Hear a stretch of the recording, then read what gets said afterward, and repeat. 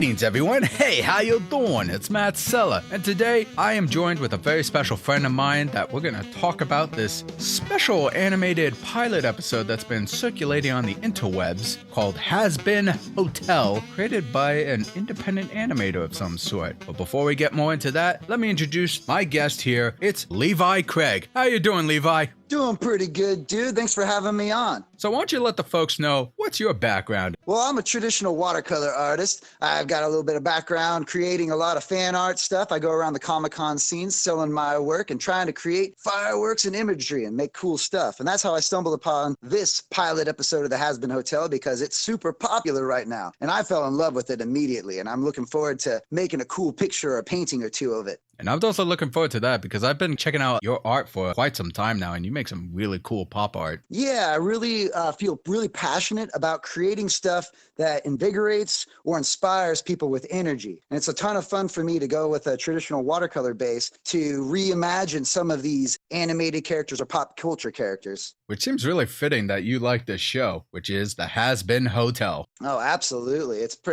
a really refreshing new kind of anime, not really anime, but like an animated video that I've just really fallen in love with. It's kind of like Foster's Home for Imaginary Friends meets like Invader Zim or something like that. And I love dark humor, this is like that entirely. It's like 110% of all that. And I always like checking out new stuff that are going on, like not so much on the mainstream, but like circulating on the internet, up and coming animators, all kinds of stuff like that. I like to see what they're up to. But what exactly are we talking about here? If you lived under a rock and you don't know much about it, well, Hazbin Hotel is a series that focuses on Charlie, the Princess of Hell, and her quest to open a hotel for rehabilitating demons. Hell suffers from overpopulation, and Heaven solves the problem by routinely exterminating demons yearly. Charlie, who has grown up in Hell, wants to find an alternative solution to the mass slaughters, so she decides to open a happy hotel, which aims at teaching demons and sinners to be better people. There's a substantial resistance though, and Charlie and her friends must work together to keep the hotel running. So Levi, I would like to give the floor to you since you've been very passionate about it. This film has been like something that I've been really enjoying the last couple of days. It came out about 2.5 weeks ago, but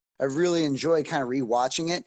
I like their take on it because there's a lot of, as a starting off animator, it seems like this team wanted to kind of touch on where animation has been and then try and do their own reimagination of it. Because you start off with your traditional, princess song. I mean, that's very Disney-esque. I mean, almost every key animation references like Snow White and the Seven Doors, and it starts off kind of touching onto that princess singing a song about her circumstances and her plight and whatnot. And I really love the lead actress in it because she does a fantastic job doing the vocals on it. And obviously, if you watch it, you'll see how immediately they throw a lot of swear words in there. So wait a minute, this isn't for kids. This is an adult animated show, which is kind of very refreshing because not very many animated shows like this are created for adults. I mean, we've got our typical satire films like BoJack Horseman or Family Guy or The Simpsons, which is kind of limited animation, not necessarily trying to tell a story as it is just throw down a lot of comedy bits. And this one's got a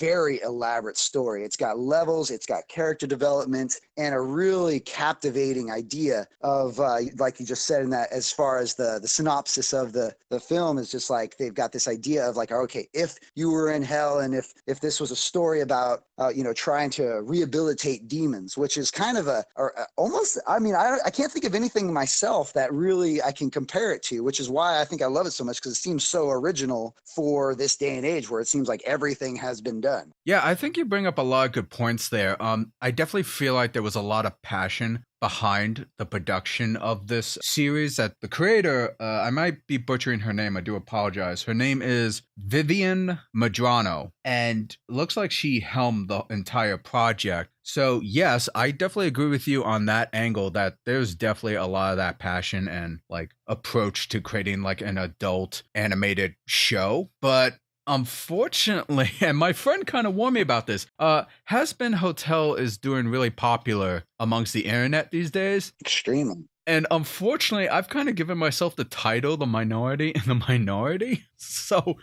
I might not be quite on top of the hype as many other people might be. For sure. I know. I feel kind of bad about this, but I don't want to say harsh things too much. Yeah, that's all good. Personally, in my opinion, I thought that the pilot itself had too much going on. Like, the way I described it to my friend is I felt like the entire pilot was nothing but noise, both visually and audibly. Oh, really? Yes, because we had interesting conversations before where when it comes to televised animation, yes, they are usually limited. They have a budget. They can only go so far. The animation talent in this short is clearly there. However, in my eye, I feel like they try to put way too much movement in what could have been way more subtle acting for a lot of these characters. And while I love the energy behind it, I kind of don't really like the designs of many of the characters. I feel like they're a bit too busy and kind of distracting in many aspects. Like, I do like the lead character's design. I think it's very simple and to the point. She stands out to the rest. However, even when it comes to like some of the other background characters, it's like there's just so much going on. Like, I watched this on my TV and I had trouble distinguishing the characters from the environments sometimes because there's just so much palette going on. And there's so much movement as well. It actually kind of reminds me, and this might be strange, Levi, but I remember watching the DuckTales series on Disney XD. And in the first season, the animation has been pretty consistent with itself, like television animation that's pretty traditional, but not like fluid or squash and stretch like. But there was this one episode where one of the nephews were kind of like in an emotional spot where the other brothers didn't know what one of them was doing. And they really gave the animator room to really act out the scene, and you could see that professional level of animation in this one shot. And I thought, wow, that was great. I didn't expect to see so much fluid movements and energy in that one particular emotional scene, and I loved it. Yeah, there's a lot of high production value. And then as the season went on, we had another moment like that where it kind of felt forced. Like, I could tell that's the same animator that animated a couple episodes ago, and it just didn't work because like everything else was pretty standard, and then all of a sudden this other scene, which was not an emotional scene, it was just another like setup of a gag, it had that same energy. I was like, this doesn't really fit the overall feel of the story. But as the series goes on, it starts to kind of blend it together. I kind of felt like the show was the second DuckTale use of that. Interesting. I don't, to a point, it just started to give me a headache. And unfortunately, the other funny negative thing is I couldn't quite understand what they were saying sometimes, especially during the singing. But that's just me personally. I'm really bad at hearing songs the first time because I tend to focus on the visuals, but I miss the dialogue or the story narrative progression through the lyrics, which was actually kind of funny because I put on closed caption on YouTube to try to like catch what they were saying while I was looking at the visuals. But as soon as that song, I think it was the scene where Charlie was pitching her hotel idea at the broadcast station. Well, I love that shot. No, it was a really good shot. But as she started to sing and like it really got bombastic, the closed caption on YouTube just said, "Screw it, we don't know what she's saying anymore. Parentheses music." And I was like, well, I have no idea what the hell she's talking about now. So, okay. Yeah, the beginning of the pilot did have, like you said, like a lot of ups and downs. Like that first song that you kind of start off with, she's singing, and then it kind of has like a low point. But then you're introduced to Sugar Angel or Angel Sugar, and then it just picks up way energy. And then it goes right over to that interview where you're talking about where she's talking to the newscaster, but it kind of lingers. I don't know if the flow was really all the way there, but I think your first criticism is right on the money. It's definitely got a very ADD kind of storytelling base where it's like shot, then shot and shot. You've got these split second camera angles and shots going on all over the place where it's like, whoa, this is very, very busy. And I kind of feel like a lot of that had to do with impact. They had a lot of things they wanted to communicate across to the viewers because they really wanted to show you something new,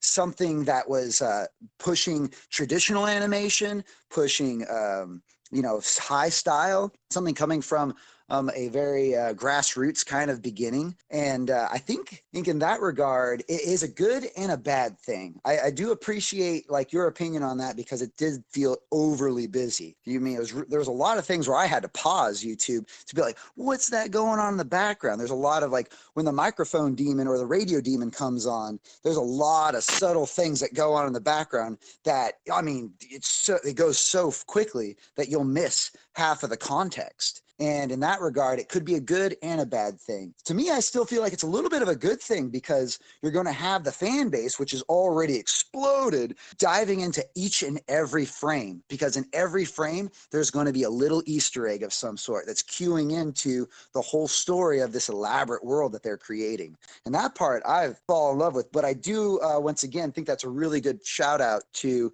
the problem with it. It's very, very, very busy. Which is kind of funny when that came up. See, like right now, I'm kind of like relearning animation in terms of 3D.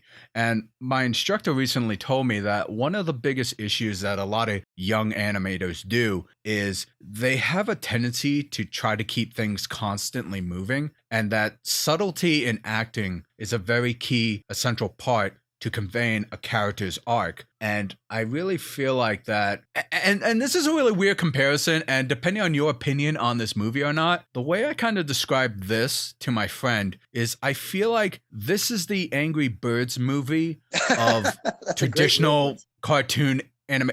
And here's why I say that. So hear me out. When I first saw the Angry Birds movie, I actually kind of enjoyed it for what it was. I mean, I know that the movie was made completely in-house with Rovio Studio, and looking at like the behind the scenes and all that, like a lot of it was done within team, and they were very passionate and trying to create a fun Angry Birds themed world. Like they tried to put like subtlety and everything in the background, in the designs of the characters and all that. But they were clearly an inexperienced storytelling studio. But you could see the passion in there. Like to me, it felt like a talented student at a college art program given like $50 million.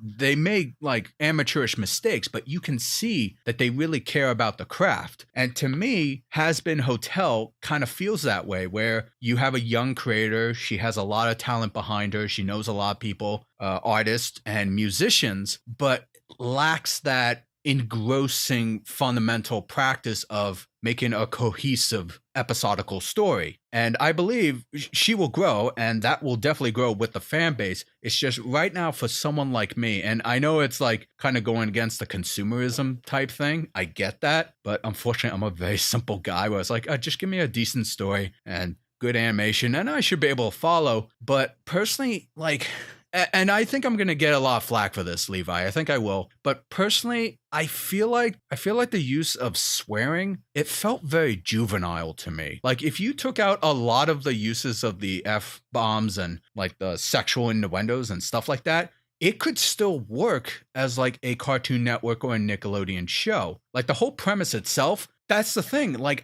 personally, I don't feel like this story can only be bottlenecked to adults. Like I feel like young teens or, well, not young kids per se, but I definitely feel like this could appeal to a more general audience, and that the fact that they use swear words, it just feels like a tool to say, oh, look at us. We're very adult. We're crass. We're rude. Check it out. But it doesn't really run with those ideas. Not right now, at least. And no, that's a very fair point. I mean, I think that criticism-wise, it definitely abandons your typical animated film format. You know, traditionally, you have a studio and they want to make something that'll go onto a network. And then your main idea, your main purpose is to then make money off of advertisements and all that. But this is something that's not going to go onto your traditional formats. Cartoon Network can't pick this up. The only thing I think of is like Adult Swim because of all these swear words. I will challenge you a little bit. I feel like if this had like a little bit more focus and that they commit more to the adult theming, but actually serve the story,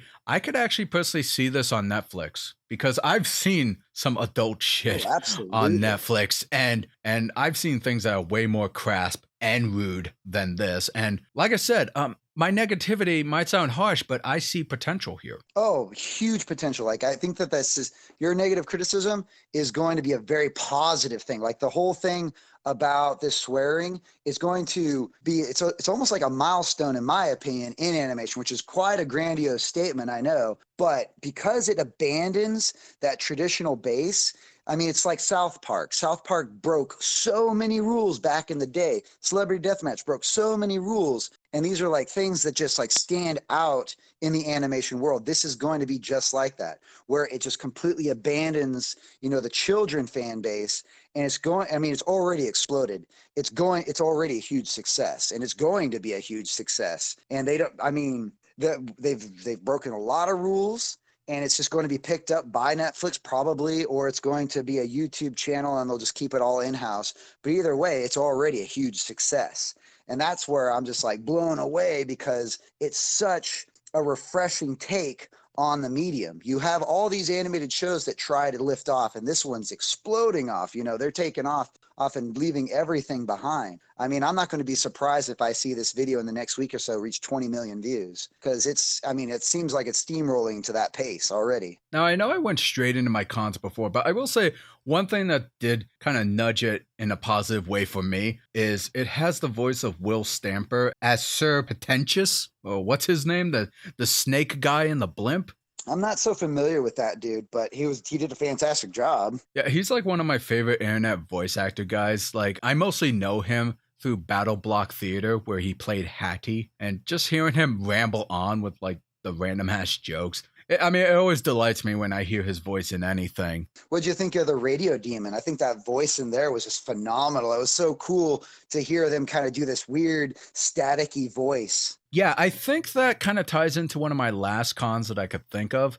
Is I like the idea behind the Radio Demon, and I didn't quite expect him to sound like a radio. I just thought that was like an audio issue at first. But my problem with that scene is I kind of felt like the pacing was a little bit all over the place. I kind of found myself, and again, this probably ties more into like the overload of the animation and the visuals, but I kind of got tired a lot of the times where it's like, okay, I get the dialogue exchange of how we're supposed to progress the story, but when the Radio Demon was introduced, I kind of felt like that entire scene dragged on a little too long in my book. What? I love that scene. I wish there was more of it. Oh, man. Yeah, he was like one of my favorite parts by far. I was just like, this is so cool. I mean, it's really embracing that whole demon overlord kind of element. And don't get me wrong, like I like the idea behind him and his little backstory.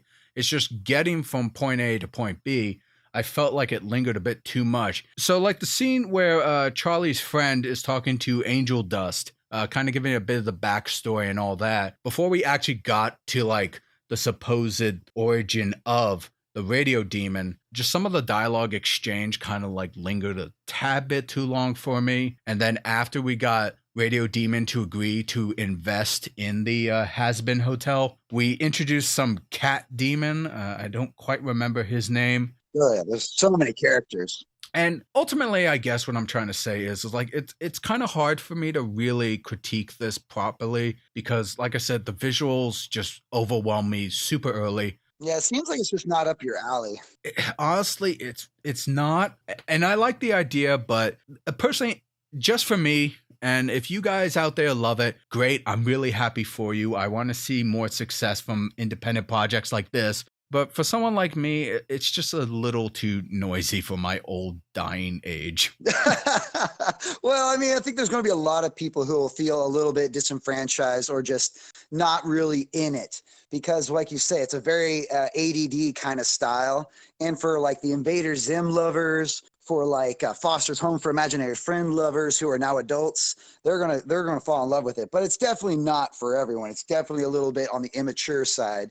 But I mean, for like my scene where I go to all these Comic-Cons every weekend, all those people, they're going to love it. And I mean, this is kind of like one of those things that's just like, oh, we respectfully disagree. And that's a cool thing, because I mean, everyone's going to have their own tastes. And I really feel strongly, passionately, that this is going to hit the top of the charts very quick, very fast. And I think anyone should like jump onto this train, anyone who's trying to get likes or views or anything, because it's going to be the next hot item. Oh, absolutely. I mean, that's part of the main reason why I wanted to start my own podcast discussion and review channel. Is like, I want to talk to people just like you, Levi. Like, I want to get different perspectives on certain parts of the entertainment medium, just to like get your own perspective, because I love hearing that stuff. And yes, Yeah, totally. Again, I admit I'm the minority in the minority. I like what I like. Yeah, absolutely. I mean, everyone's got their own taste, and I really appreciate you having me on and giving me a platform to kind of voice out my love for it too, because it's been something I've been ranting about for the last couple of weeks. So I'm really glad to be able to, like, a little bit more of a formal format, and just be all like, all right, this is why I like this. No, absolutely. And I think that's where the fun of discussing animation comes into play. Oh yeah, totally. I mean, because everyone can nerd out and fan out and just raise their flag as high as they can and be like, I love this thing. So yeah, if you have been under a rock like much I was, I will have a link to the pilot episode on YouTube in the description below, so you could check it out for yourself. Levi, I want to thank you so much for joining me, remotely at least, to talk about this independent animation palooza. Absolutely, dude. I really appreciate you having me on. So why don't you let the fine folks know, where can people find you and check out some of your own work and channel? Yeah, so like my channel name is Watercolor Chaos. I do a lot of speed paint videos for anyone who's interested in learning some watercolor styles. I just basically talk about my process and how it all works out. You can also find me on Facebook, Levi Craig Arts, and on Instagram, Levi Craig 75. Please check me out, give a like and a share. And we'll be sure to have the links to all that in the description below. Awesome. Thanks again, Matt. I really appreciate you having me on. Absolutely. And hey, folks, we want to know your opinion, because you just heard ours. Let us know in the comment section below. Did you like Hazbin Hotel? Did you not like it? Share your thoughts. Join the conversation. And you guys know the deal. Be sure to support me directly on Patreon if you can at patreon.com/Matt Sella. As low as $1 a month will help go towards my podcast channel, art, animation, content made just for you. Be sure to like, subscribe, do all that. This is Matt Sella. And Levi Craig. And we want to thank you all for tuning in. Oh, yeah.